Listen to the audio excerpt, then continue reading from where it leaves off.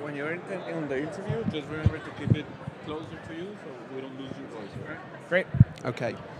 We'll get a sign from them when they're ready. Okay. So, have you been to Soccerex before, or is this First time. Okay. Is there somewhere in particular I should be looking? No, look at me. Yeah, Right. just it's like a sort of Conversation. chat. Yeah, nice and relaxed.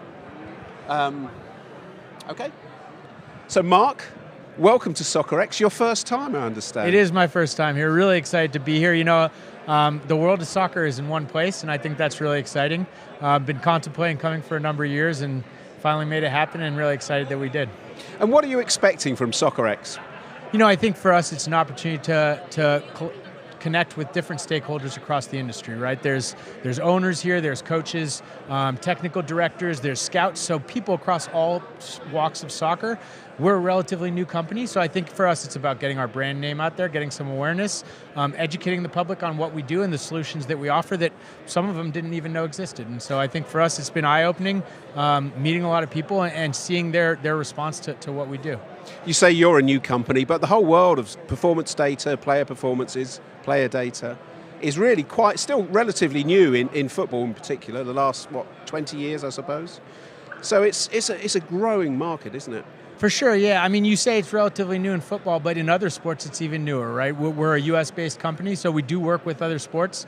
My background is in European football, so we originally designed the platform around football. Mm-hmm. You know, football has been using this technology for a lot longer than other sports. So, they do have some systems in place, but you're right. There's so much new data that's coming out.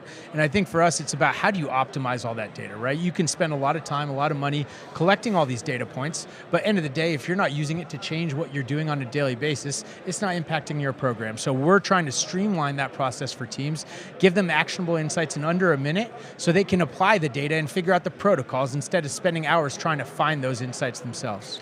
And of course, one of the big issues going on at the moment is the fear of players burning out, playing too much football. And I presume your data can show the coaches, the trainers, the physical fitness guys, exactly when a player is starting to be at risk of injury. For sure, and I think that's the biggest thing, right? We're seeing in football, obviously monetizing the athletes. They're playing more and more games. For us, right, if you're a performance coach and you want to tell the manager, hey, this guy, we can't play him in this game, it's a hard conversation to have. And so what we're trying to do is give them objective data that's contextualized so that a manager understands it, right? The sports scientist, he can look at the data right away, he knows what it says. But for a manager to understand it and for the sports scientist to get his point across, it's going to take him a while to display that information in a way the manager understands. We automate that process and give him the tools so he can impact what the manager's doing and keep those players healthy. Yeah, and ultimately that's good for the game, isn't it? Well, it's great. You want to keep your players healthy, right? And obviously if you're saying, well, they can't play in this match, you might look at it as, well, we're taking the product off the field. But the idea is to keep them on the field longer, right? And for us, really, we want the players playing in the matches. So it's really more, how are we adjusting their training so that they can play in those games? So what we've done is, so much data is used to collect what's already happened. What we've done is we analyze your historical data points and use that to forecast what you're going to do. So a coach can come into our platform, put in their practice plan for the next day or for the entire week, and we will forecast what that player's loads will look like, so you know exactly where they are going into that game, and you can say ahead of time, instead of it being Friday and saying, hey coach, we cooked our key guy ahead of tomorrow's game, you can look at it on Monday and say, hey coach, we've got to adjust our practice plan this week so he'll be ready for that game. Wow. Very, very advanced, as you say. Well, trying to be, cutting edge. And that's kind of what it is, right? All these solutions, like you said, are relatively new. So how can we keep pushing the borders? How can we keep advancing things? You know, for us, a lot of people AI is the big rage right now, right? Everyone's talking about ChatGPT. We've integrated a ChatGPT for your data where you can converse with your data in language. The coach can come in, ask a question, hey, who are my 10 fastest players last week? And our ChatGPT will run through your database and give you those responses. Wow. And you can have a conversation with your data, even if you're not a coder or you're not well-versed in the data. We want to make it accessible to everyone in the club. So it's user-friendly, which is really important in football, isn't it? Because, as you say, you're not getting people who are trained in coding or anything like that. They just need to get the answers.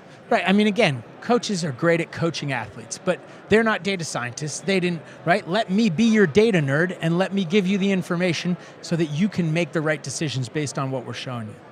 And of course, you said you've got background in European football. coming back to the States and seeing the growth of it here, has it surprised you to see how quickly it seems to have taken off? Well, so I grew up in France, so my background is in Europe, but I grew up in the States. I went to college here in the States and have lived here since. Again, European football is the sport that I played, and so that's kind of how we started.